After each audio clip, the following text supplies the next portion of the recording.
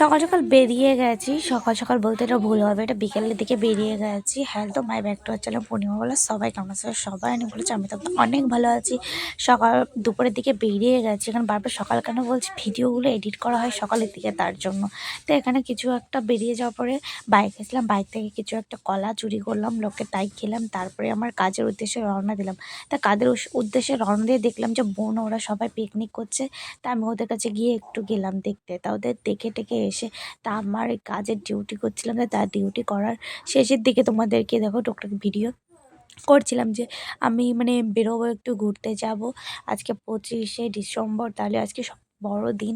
তার জন্য ভাবলাম ছোট্ট একটা ভিডিও করি তোমাদের সাথে। তা আমি পুরো কাজে যাব, তো কাজ থেকে তো ডাইরেক্ট এসেই যাব না।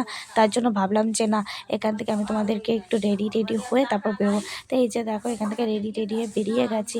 আর নেক্সট ডে এখানে চলে গেছিলাম। আর এখানে গিয়ে অনেক ভিড়, এত ভিড় বলবো কি।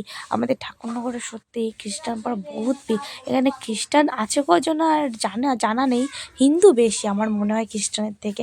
তো এত পরিমাণ মানুষ আমি দেখছিলাম আর ভিডিও করছিলাম।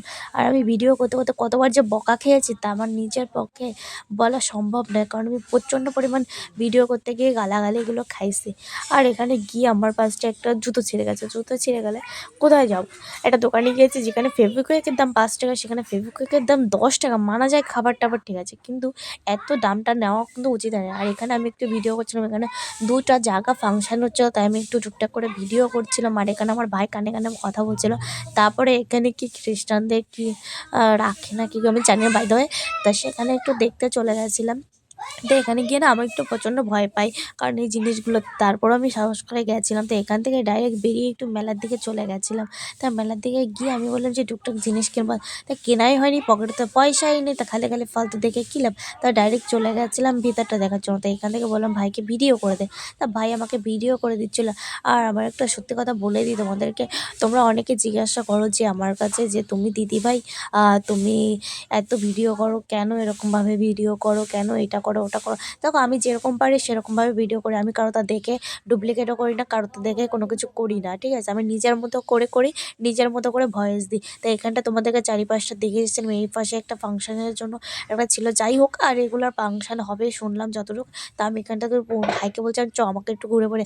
আর আমি উপরে দেখতে যাবো, তা উপরটা পুরো বন্ধই করে দিয়েছে, কারণ আমি দেখতেই পারিনি, এতটা কষ্ট লাগছিল।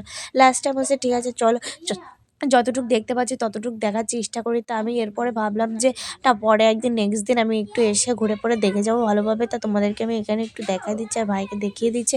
তা বললাম ভাই ওদিকে একটু দেখিয়ে দে। ও একটু দেখিয়ে দেওয়ার চেষ্টা করছে যতটুকু পারে ততটুকু, কারণ ও ভালো ভিডিও করতে পারে না তেমন, টুকটাক যতটুকু পারে। আর এখানে আমি নিজেই ভিডিও করছিলাম। যে বলছি তোদের কাছে করবো না, যে ভিডিও করে সে তার কাছে যদি ঠিক না মনে হয় তাহলে সব কিছু উল্টাপাল্টা মনে হবে। তো আমি এখানে একটু নিজের ফেসটাও একটু দেখিয়ে দিচ্ছিলাম। তা তোমরা খ্রিস্টানদেরকে অনুষ্ঠানে কি তোমরা সবাই যাও কি যাও না আমি জানা নেই, কিন্তু আমরা অনেকেই যাই এখনের যুগে। এখন আর এটা মানে না, বাস আমি যতটুকু পেরেছি ততটুকু ভিডিও দেওয়ার চেষ্টা করছি। কেমন লাগে ভিডিওটা অবশ্যই কমেন্ট করে জানাবে।